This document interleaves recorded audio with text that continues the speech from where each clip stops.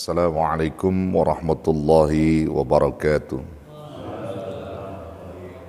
Bismillah, alhamdulillah, wassalatu wassalamu ala rasulillah wa ala alihi wa sahbihi wa man tabi'ah wa nasarahu wa balah wa la hawla wa la quwata illa billah wa ba'du faqala azza min qail fi kitabihil aziz qalu subhanaka la ilma lana illa ma 'allamtana innaka antal alimul hakim.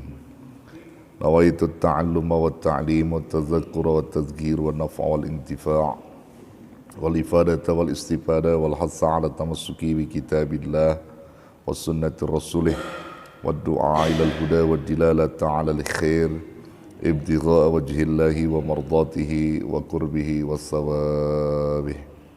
Al-Fatihah. A'udzu billahi minasy syaithanir rajim. Bismillahirrahmanirrahim. Alhamdulillahi rabbil alamin. Arrahmanir rahim. Maliki yaumiddin. Iyyaka na'budu wa iyyaka nasta'in. Ihdinas siratal mustaqim. Siratal ladzina an'amta 'alaihim ghairil maghdubi 'alaihim waladdallin. Amin. Rabbighfir lana wa liwalidina amin.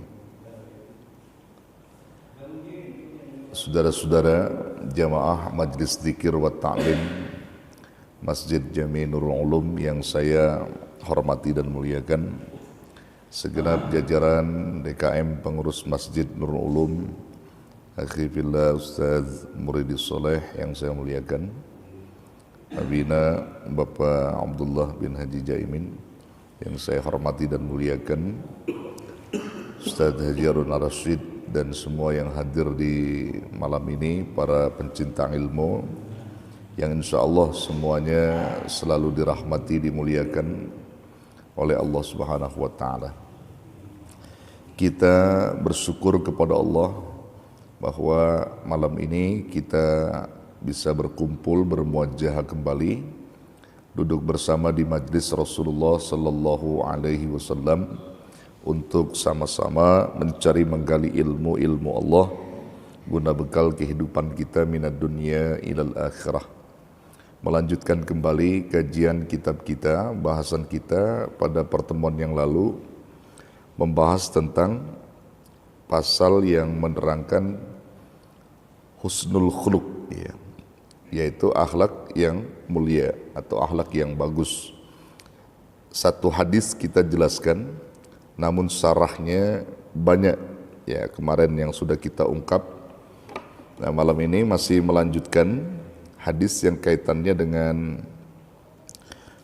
husnul khuluq dan juga termasuk di dalamnya kemudahan-kemudahan bagi orang-orang yang kelak nanti akan dimasukkan ke dalam surga dan juga menjadi penyebab masuknya dia ke surga, juga termasuk penyebab di mana manusia banyak yang ke neraka gitu. Nah, ini kita akan bahas hadis pada malam ini. Ya, terlebih dahulu saya akan bacakan dulu hadisnya. Bismillahirrahmanirrahim. Haddatsana Abu Nu'aim qala haddatsana Dawud bin Yazid qala Sami'tu Abi yaqul Sami'tu Aba Hurairah radhiyallahu anhu yaqul qala an-nabiy sallallahu alaihi wasallam tadruna ma aktsaru ma yudkhilun nar qalu Allahu wa rasuluhu a'lam qala al-ajwafani al-farju wal-famu wa aktsaru ma yudkhilul jannata taqwallahi wa husnul khuluqi. Ini hadis sahih ya, yang kita bahas malam ini, masih melanjutkan apa yang telah kita uraikan pada minggu yang lalu. Ya, kita tarjimkan dan kita jelaskan penjelasnya. Haddatsana Abu Nu'aim qala, Abu Nu'aim telah memberitakan kepada kami, berkata ia, haddatsana Dawud bin Yazid qala. Dawud bin Yazid telah memberitakan kepada kami, berkata ia, sami'tu abi yaqul, sami'tu Aba Hurairah radhiyallahu anhu yaqul, aku mendengar ayahku berkata, sami'tu, aku mendengar Aba Hurairah, Abu Hurairah berkata, qala Nabi sallallahu alaihi wasallam, telah bersabda Nabi sallallahu alaihi wasallam, tadruna ma aktsaru ma yudkhilun nar, tahukah kalian apa yang menyebabkan banyak manusia masuk ke dalam neraka? Jadi ketika Nabi bertanya kepada sahabat, tahukah kalian semua apa yang menjadi penyebab banyak manusia masuk ke dalam neraka? Qalu, maka para sahabat itu menjawab, Allahu wa rasuluhu a'lam, Allah dan Rasulnya yang lebih tahu. Nah, itu jadi sahabat ini nggak bisa menjawab itu, karena itu ranah Rasulullah.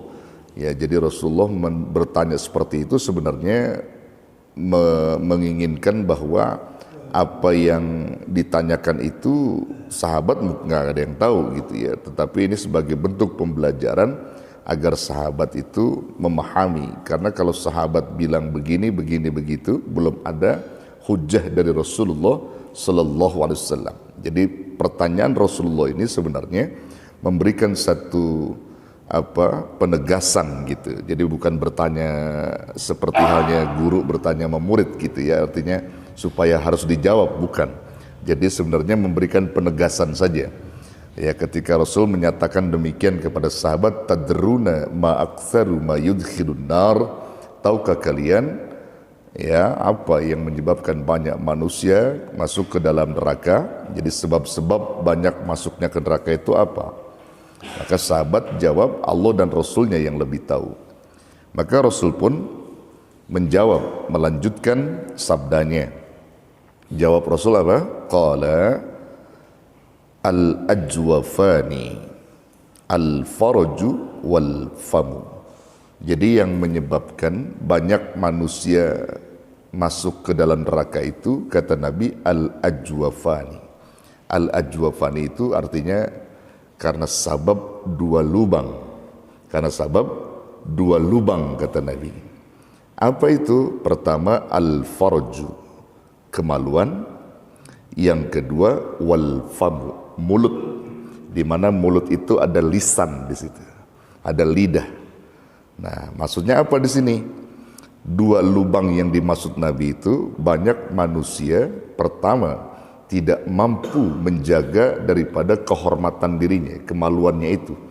Dia mudah berzina, dia mudah melakukan sesuatu yang diharamkan oleh Allah.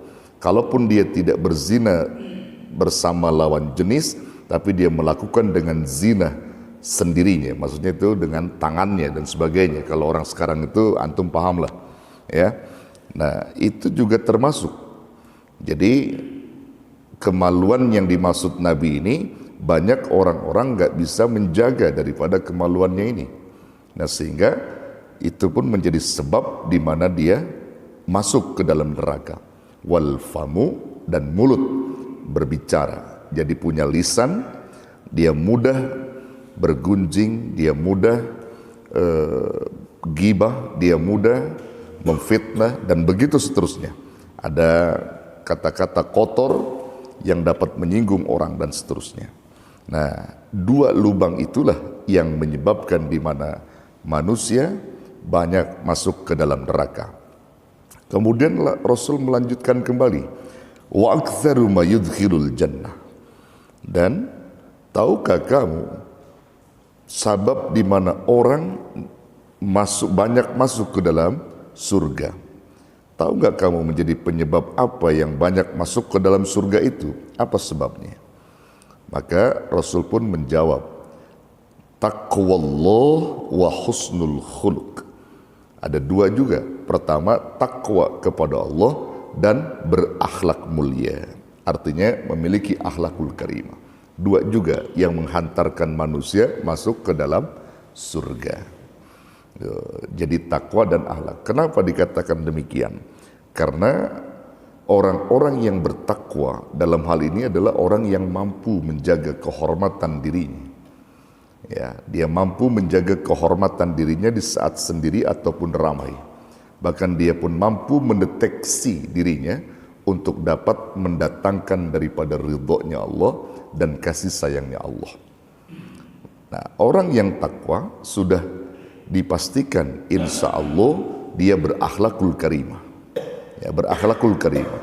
Nah, dua sifat ini yang menghantarkan manusia masuk ke dalam surga. Adapun dua lubang tadi yang menyebabkan manusia masuk ke dalam neraka. Na'udzubillah. Coba kita lihat dan kita jelaskan yang pertama tadi yang menyebabkan manusia masuk ke dalam neraka tadi. Ya, di dalam keterangan kitab ini yang melalui syarah yang ada bahwa di dalam Al-Quran Allah Subhanahu wa Ta'ala sudah menyebutkan dan sudah melarang kita dari berbuat sesuatu yang dapat tadi menghantarkan kita ke neraka. Dalam hal ini adalah menjaga kehormatan diri kita, menjaga kemaluan kita. Ada dua ayat yang menerangkan tentang itu dan juga banyak ayat lain. Ini ayat yang dikutip di dalam keterangan syarah, ya, bahwasanya di dalam Al-Quran surah An-Nur ayat 30 sampai 31 itu menerangkan tentang perintah Allah kepada Rasulullah untuk disampaikan kepada orang-orang mukmin laki-laki dan juga orang-orang mukmin perempuan agar mereka mampu menjaga kehormatan dirinya. Dalam hal ini adalah kemaluan mereka, parji mereka untuk bisa dijaga. A'udzubillahi minasyaitonir rajim. Qul lil mu'minina yaghuddu min absarihim wa yahfadhu furujahum dzalika azka lahum innallaha khabirum bima yasna'un. Surah An-Nur ayat 30. Adapun ayat 31-nya yang menerangkan tentang wanita. Jadi mukmin wanita itu untuk juga mampu menjaga kehormatan dirinya. Katakan Muhammad kepada orang-orang mukmin, yaghuddu min absarihim, agar mereka itu yaghuddu min absarihim, menjaga dan memelihara pandangan-pandangan mereka dari hal-hal yang diharamkan oleh Allah. Wa yahfadhu furujahum, dan juga diharapkan orang mukmin itu mampu memelihara parji-parji mereka, kemaluan mereka dari perbuatan-perbuatan haram. Dalam hal ini adalah zina dan seterusnya. Kenapa demikian? Dzalika azka lahum, yang demikian itu lebih suci bagi mereka, lebih bersih bagi mereka. Innallaha khabirum bima yasna'un. Sesungguhnya Allah mengetahui, memahami terhadap apa yang mereka lakukan. Nah, ini ayat yang 30 surah An-Nur ini menunjukkan penegasan Allah kepada orang-orang mukmin laki-laki untuk menjaga parjinya dari perbuatan-perbuatan zina atau perbuatan yang diharamkan. Kenapa? Di sini disebut di awal yaghuddu min absarihim, untuk mampu menjaga pandangan-pandangan mereka, karena berawal dari pandangan, dari penglihatan. Jadi parji itu akan memuncak nafsunya itu karena dari pandangan. Ketika dia memandang lalu dia memandang lalu terobsesi di otak dia, lalu dia hayalkan, lalu timbul di situ. Nah, itu yang sebenarnya maksud Allah. Jadi melalui pandangan, jaga pandangan kalian dari hal-hal yang diharamkan, begitu. Tapi memang ada keterangan lain Ada keterangan lain ketika bukan berarti orang-orang mukmin itu nggak boleh memandang sesuatu yang indah. Ya, bukan begitu. Ketika ada sebagian ayat menyebutkan bahwa di saat kau memandang sesuatu yang katakan mendatangkan haram bagi dirimu, yang kamu tidak bisa menjaga itu, lebih baik kamu tutup matamu. Karena menghindari sesuatu hal yang haram tadi dalam pandangan adalah ibadah.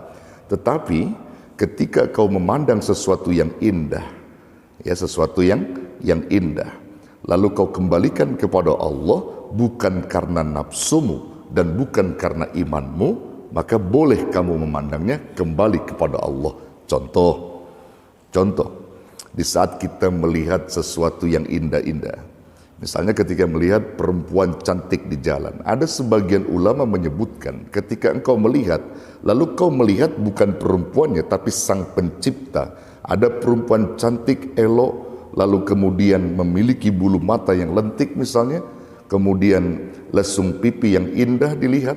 Lalu saat kita memantau dia, melihat dia, kita kembali kepada Allah. Subhanallah, Maha suci engkau ya Rabb, yang telah menjadikan dan menciptakan wanita itu cantik. Lalu timbul doa, semoga engkau cantikkan pula hati dia agar patuh dan tunduk kepada engkau yang menciptakan kecantikannya. Sehingga tidak ada nafsu di situ. Kita kembali kepada Allah. Yang begitu boleh nggak? Boleh. Kira-kira antum selama ini begitu nggak sama perempuan yang cantik?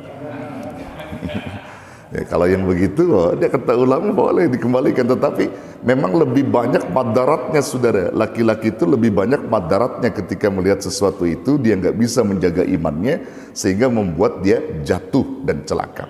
Tapi kalau antum tadi yang dikatakan sebagian mukmin, bukan dilarang, boleh, tapi dia kembalikan kepada Allah untuk melihat keindahan itu, sang pencipta yang maha indah, sambil mendoakan dia. Boleh yang begitu, ya. Tapi kalau udah menyangkut sesuatu nafsu sehingga membuat parjimu memuncak misalnya, lalu tidak bisa terbendung, nah itu yang diharamkan, itu yang nggak boleh.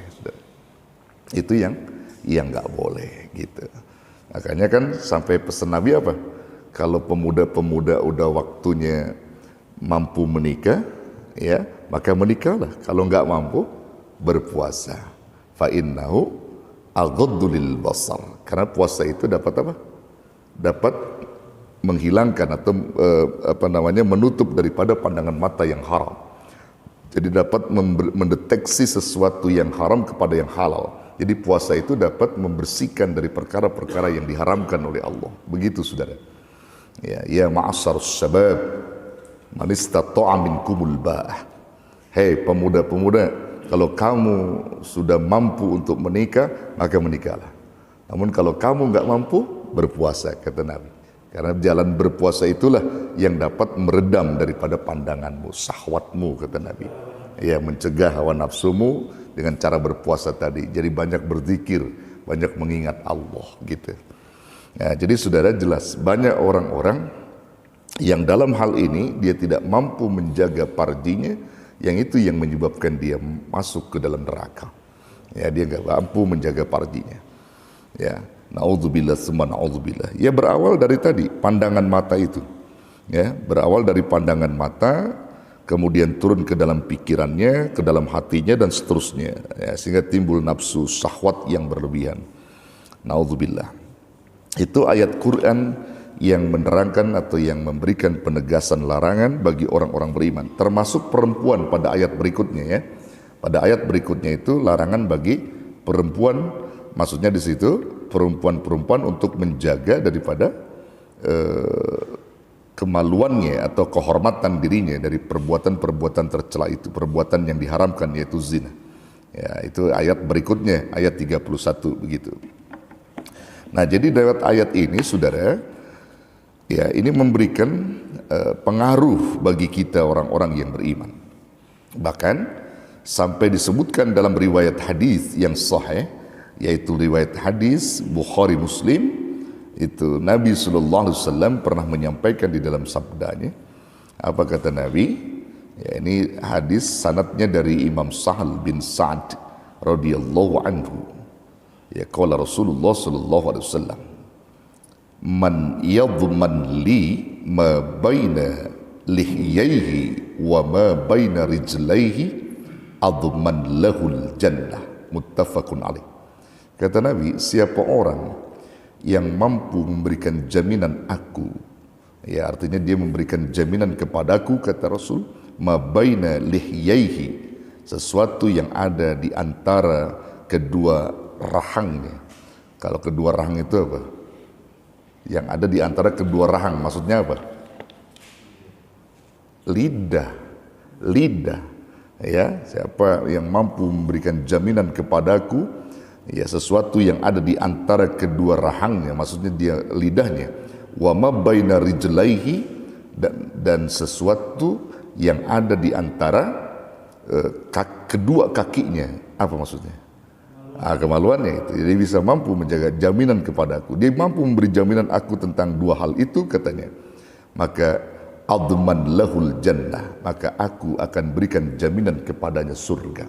Jadi artinya kalau dia mampu menjaga, memelihara daripada lisannya, lidahnya dari perkataan-perkataan tercela, perkataan-perkataan ghibah, dan juga dia mampu menjaga farjinya dari perbuatan-perbuatan yang haram, zina, maka dia dijaminkan Rasul, ya dijaminkan Allah dan Rasulnya masuk ke dalam surganya. Masya Allah, saudara ya. Itu pentingnya, Pak. Jadi pentingnya memahami hal ini gitu ya, memahami hal ini. Memang nggak bisa dipungkiri, saudara ya, bahwa kita itu memang fitrah hidup kita itu memang dipasang-pasangkan oleh Allah. Memang begitu. Jadi kalau kita udah punya pasangan yang halal, maka itu yang terhormat gitu. Kalau kita belum punya pasangan yang halal, ya jangan coba-coba melakukan sesuatu yang memang bukan halal bagi kita, kecuali kalau memang sudah dihalalkan. Kalau belum dihalalkan, jangan coba-coba, dan itu mengganggu daripada sesuatu dalam diri kita, bahkan bisa menebar fitnah gitu ya. Bisa menebar fitnah. Jadi gitu dulu ya. Kalau antum udah ada lihat-lihatan, buru-buru dah dulu ya, kalau udah mampu gitu kira-kira. Ya, jadi itu semua ada aturannya, Pak, dalam Islam itu. Ada aturan di dalam Islam, sehingga memang Islam itu memberikan apresiasi ya kepada kita bagi orang-orang yang bisa menjaga daripada kehormatan diri dan juga lisan tadi. Karena banyak manusia nggak mampu dia menjaga lisan dan farjinya. Ketika dia mampu melakukan ibadah, tapi dua hal itu dia nggak mampu jaga. Nah, itu juga termasuk salah satu atau orang yang mungkin bisa dikatakan lalai di dalam perbuatan yang dilarang tadi. Jadi itu yang dilarang, tapi justru yang dilakukan gitu. Itu yang dilarang, itu yang dilakukan oleh dia. Nah, saudara yang dirahmati Allah, hal-hal yang demikian ini memberikan pelajaran khusus bagi kita orang-orang beriman agar terus menjaga diri kita dari perbuatan-perbuatan itu. Nah, orang-orang yang tadi mampu bertakwa kepada Allah, jadi dia melakukan satu amaliyah perintah yang diperintahkan oleh Allah, dan dia berakhlakul karimah, maka diri dia akan menjadi dihantarkan oleh Allah masuk ke dalam surga. Dua sifat tadi, takwa dan husnul khuluq, yang akan bisa memasuki dia ke dalam surganya Allah Subhanahu wa taala. Sampai dikatakan dalam Quran surah Al-Ahzab, ya ayyuhalladzina amanu taqullaha wa qulu qawlan sadida. Hai orang-orang yang beriman, bertakwalah kalian kepada Allah, wa qulu qawlan sadida, dan katakan olehmu dengan perkataan yang perkataan yang benar, perkataan yang tegas, perkataan yang baik, dan seterusnya. Nah, itu satu perintah dari Allah. Jadi kalau orang-orang beriman itu, dia nggak akan pernah melakukan perkataan-perkataan yang kotor. Kalau dalam hadis kan disebutkan sifat orang yang beriman kepada Allah dan hari akhir, bahwa dia itu diperintahkan untuk berkata baik. Kalau dia nggak bisa, maka diam. Man kana yu'minu billah wal yaumil akhir falyakul khairan aw liyasmut. Siapa orang yang beriman kepada Allah dan hari akhir, maka hendaklah berkata baik atau diam. Nah, kalau nggak bisa berkata baik, diam. Nah, ini merupakan bagian terpenting bagi orang-orang yang beriman kepada Allah untuk menjaga hal itu. Nah, ini perhatian khusus buat kita semua saudara ya, perhatian khusus buat kita ini, ya perhatian khusus. Makanya termasuk tuh saudara ya, tuh yang kita punya apa HP ya, nah, itu saya kira saya pernah ngomong dulu ya, pernah ngomong sama antum pada isilah HP itu dengan aplikasi-aplikasi yang berguna, ya supaya menambah berkah. Kan ada aplikasi Quran, aplikasi dakwah, aplikasi macam-macam, aplikasi yang sifatnya itu mendidik kita, memberikan jariah buat kita gitu. Ketimbang maaf sekali lagi menyimpan maaf naudzubillah, ya foto-foto yang tidak benar atau termasuk di dalamnya video-video yang tidak benar. Itu akan menjauhkan berkah saudara, ya menjauhkan berkah. Sekali lagi saya katakan menjauhkan berkah. Dosa tidak berasa, kita membawa-bawa dosa, membawa maksiat di dalam HP itu. Ya, maka itu terapi diri kita sendiri, malulah kita kepada Allah. Bersihkan semua kalau kita ada itu. Jangan ada lagi hal-hal yang tadi dilarang oleh Allah. Nah, ini penting saudara untuk kita perhatikan juga anak-anak kita, cucu kita yang udah pada megang HP, perhatikan, buka saja HP-nya. Gitu. Jadi anak-anak saya juga di rumah sama Pak, saya bukain semua, ayo, saya bukain semua. Alhamdulillah bersih. Nggak ada. Saya katakan kalau antum kalau dikunci awas, nggak dikunci, buka semua, kita bersih, nggak ada di situ. Alhamdulillah gitu. Maksudnya jangan sampai hal-hal itu dapat merusak moral anak-anak kita. Karena tadi kalau orang tua nggak punya perhatian ya sudah. Jadi mereka itu melakukan tentang hal-hal yang dilarang tadi. Makanya pantas tuh ya sekarang itu kan apa? Zaman modern, kemudian peralatan-peralatan masuk ke kita yang sesuatu yang canggih ya, teknologi yang canggih ya, maka saat itu bisa digunakan oleh siapapun, bahkan anak-anak dan seterusnya, yang pada akhirnya apa? Efeknya anak SD memperkosa anak SD lain ya, naudzubillah. Karena dari apa? Dari tadi, dari penglihatan tadi itu apa-apa begitu. Dan itu udah banyak kejadian-kejadian. Ya, kita orang tua ini mestinya sadar. Hal-hal begitu harus kita controlling anak-anak kita. Iya, controlling. Ya, kita berikan perhatian khusus, jangan sampai kita bebaskan begitu aja. Ini semuanya punya kewajiban saudara sekali lagi ya, punya kewajiban. Karena kita akan dipertanggungjawabkan biar bagaimanapun nanti. Pendengaran kita, penglihatan kita semua akan dipertanggungjawabkan oleh Allah Subhanahu wa taala. Nah, jadi jelas saudara ya. Jadi dua tadi yang menghantarkan kita ke surga dan dua juga yang menghantarkan kita ke neraka. Kalau dua yang kita maksud ke surga tadi memang ini wajib hukumnya bagi kita untuk ada. Harus ada itu dua itu, takwa dan berakhlakul karimah. Jadi takwa itu tawadu, qanaah, wara' dan yakin. Kalau dalam versi Imam Ghazali disebutkan kalimat takwa masing-masing itu. Kata takwa itu punya arti tersendiri. Ya, ada 4 huruf di situ, ta, qaf, waw, ya. Taknya tawadhu, qafnya qanaah, yang wawnya wara', hati-hati, yang keempat ya yakin. Jadi orang takwa itu orang yang tawadhu, orang yang qanaah, orang yang wara', selalu berhati-hati, dan orang yang yakin. Itu takwa. Ya, takwa. Makanya ciri-cirinya yang pernah kita urai dulu, Sayyidina Ali kan menyebutkan ada 5 ciri orang takwa ya.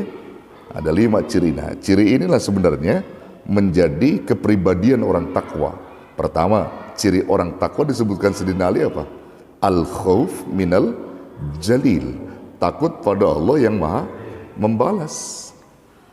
Allah yang maha membalas, sehingga kepada siapapun dia nggak pernah takut kecuali pada Allah.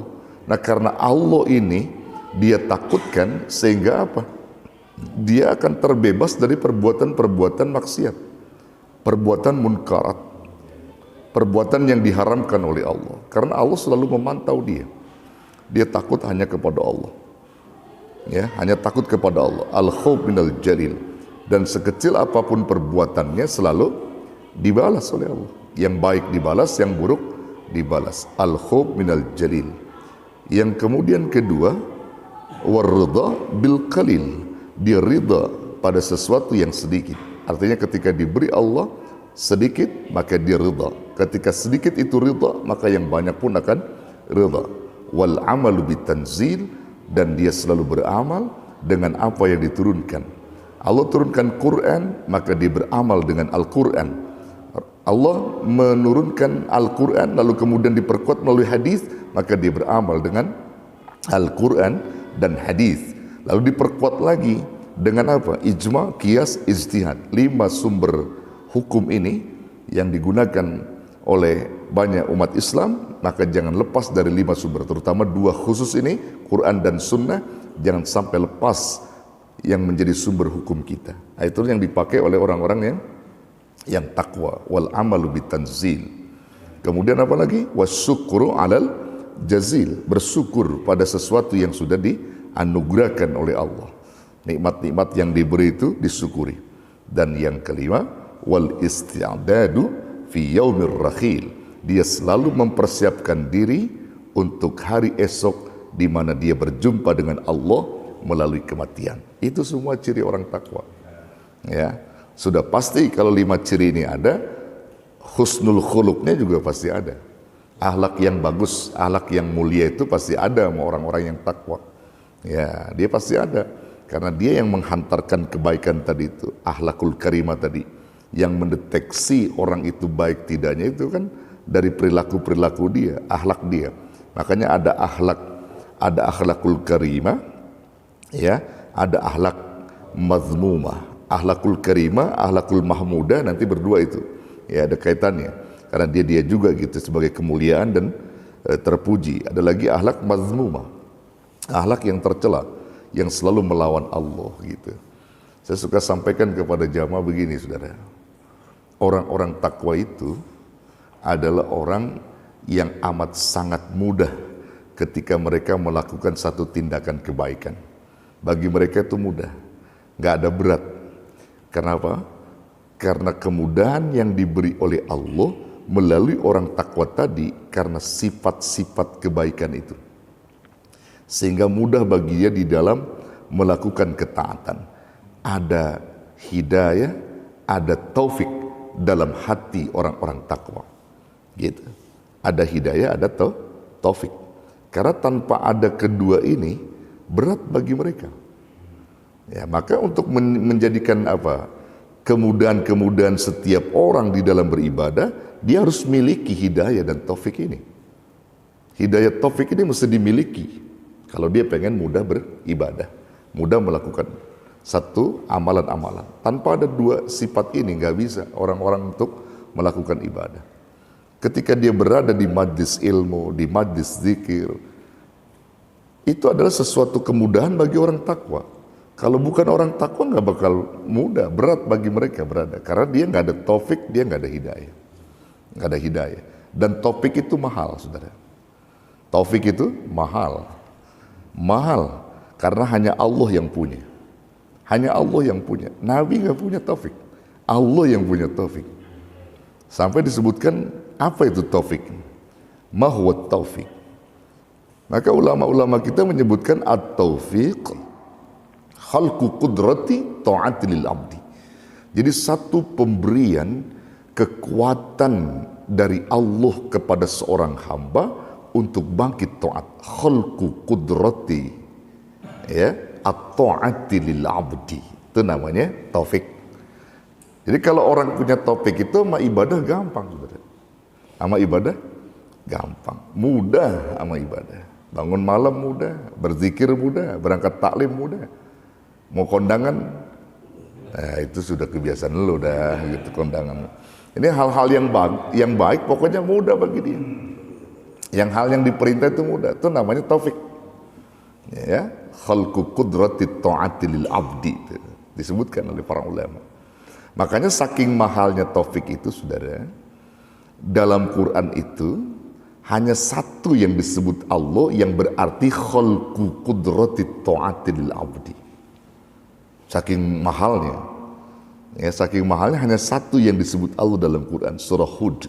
Nanti cari ayatnya. Apa disebutkan? Wa ma taufiqi illa billah, alaihi tawakkaltu wa alaihi wa ilaihi unib. Nah itu surah Hud. Satu itu aja, taufik itu. Ayat Quran kan banyak tuh. Ada 30 juz Quran, 6.666 ayat, 114 surah. Hanya satu taufik yang disebut oleh Allah yang berarti khalqu qudrati ta'ati lil abdi, itu hanya ada dalam surah Hud saja. Wa ma taufiqi illa billah, dan tidak ada taufik kecuali Allah yang memberinya. Enggak ada taufik kecuali Allah yang memberinya. Alaihi tawakkaltu, dan kepadanya aku bertawakal, kepada Allah, dan juga kepadanya aku kembali. Wa ilaihi unib, maksudnya bertobat kembali kepada Allah. Jadi taufik itu saudara, hanya satu itu yang berarti. Yang lain Allah menyebut kata taufik bukan berarti khalqu qudrah, bukan. Tapi ini khusus khalqu qudrah, khalqu qudrati ta'ati lil abdi, surah Hud itu. Nah makanya mahal, dan topik karena mahal mesti dicari, nggak bisa kita diam, katanya. Jadi mesti dicari taufik itu. Nah di mana untuk bisa mendapatkan taufik itu?